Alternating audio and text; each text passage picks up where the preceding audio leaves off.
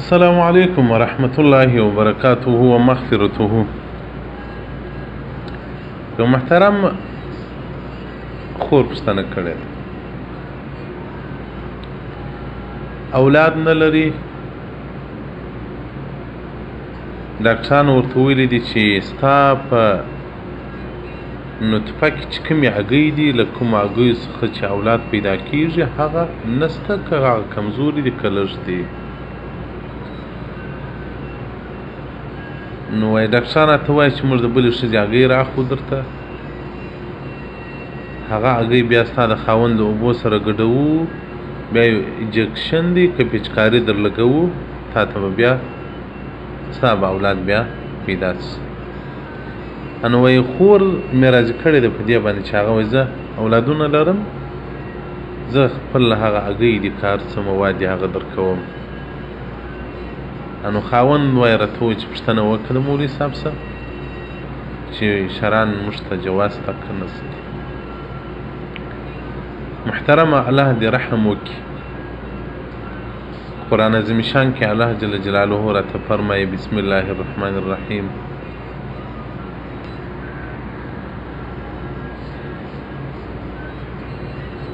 یا ایها الذین آمنوا، ای انسانانو ایمان والاو، ندی هلاکی مالونه تاسې اولادونه تاسې دې نه هلاکی، ندی مشغوله کی تاسې عن ذکر الله تعالی د الله له ذکر څخه.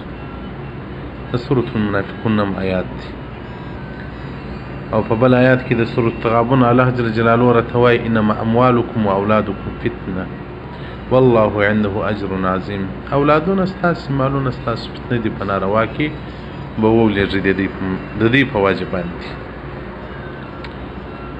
نو اوس دا خلک داسې سوي دي پخوا خو نو چې اولاد نه و، بس الله ته به کښېنستل صبر به یې ورباندې وکړي.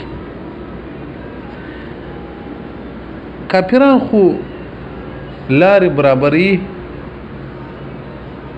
هغه خدابر وزي چا راته وویلل په دا خارج کې دا مسلمانانې ښځې ولي هسپتال کې ډېرې مې ولیدلې. نو بیا مې پوښتنه وکوله چې دا مسلمانان نجونې دلته څه کوي، دا دونه ډېرې دي، دا ځوانانې خو نو د کمې مریضانې کېږي، ځکه دا سپین سرې ډېرې مریضانې کېږي. وایي کافر راته وویل چې په دا مسلمانانو کې خو دا تشدد ډېر دی، دا سختي ډېره ده. نو دغه ښځو ځوانانو چې زناوې کړي یا اوس ودېږي د مېړه څه بیریږي چې هغه راباندې پوه نه شي. نو وایي دلته هغه د ښځینه پردې ورلګېږي. تعجب واخیستم سبحان الله.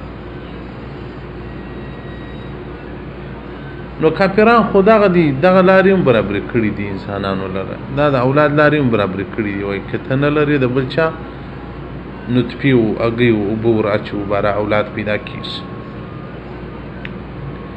نو محترمه فتاوی فردیه صفحه 325 باب التداوی والمعالجه جلد نمبر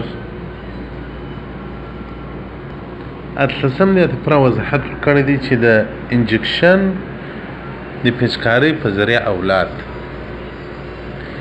هغه یو صورت هغه دی چې د خپل خاوند اوبه د خپلې ښځې اوبه یعنې د خاوند د ښځې اوبه په کې ګډې کړي، یوې لګوي په دې کې شیانان وه څه مشکل نشته. او که یا د بلې ښځې اوبه راخي او د دغه سړي نطفه یې بیا د ښځې ته ولګي دا هم حرام کار دی. او که اوبه د بل خاوند وي نطفه د دې ښځې دا هم حرام کار دی. نو محترمینو الله ته صبر وکړي، نور علاجونه وکړي، نورې دوایې وکړي، دعاوې وکړي، دواوې وکړي، الله جل جلاله به مشکلات حل کړي. خو لیکن د هندوستان په طرف کې یو عالم دی سیف الرحمن، مفتی سیف الرحمن چیش په نامه باندې یو کتاب هم لري په اردو کې، جدید فقهي مسایل د چیش په دا نامه باندې یو کتاب دی. یو وخت مې راکتئ هغه خو نو جواز ورکړی ول، دا ضرورت یې پروا نه لري د بل سړي اوبه دې ور ولګي.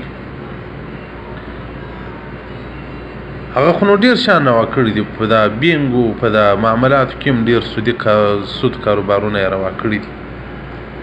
نو زه خپله محترمه په دې کې سم جواز نسم در کولی د الله څخه بیریږم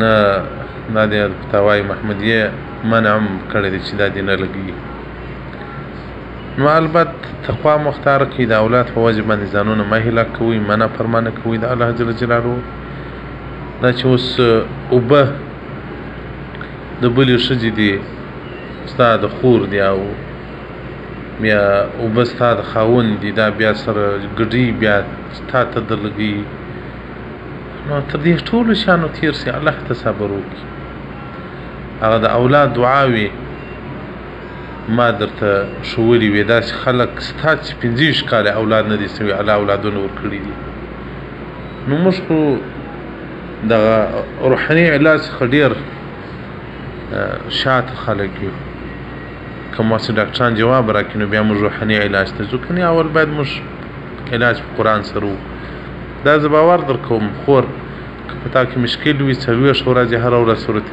یاسین وایه زمزم پر اوبو یې چکه که د اولاد نه اوس بیا دی انشاءالله الرحمن زه ذمهواره یم لازم به د اولاد کېږي ځکه دا د مجربه نقصه ده نو چې په دغه لا هم نه اوسي بیا چې د دنیا ډاکټرانو طبیبانو غواړي نه کېږي والسلام علیکم ورحمة الله وبرکاته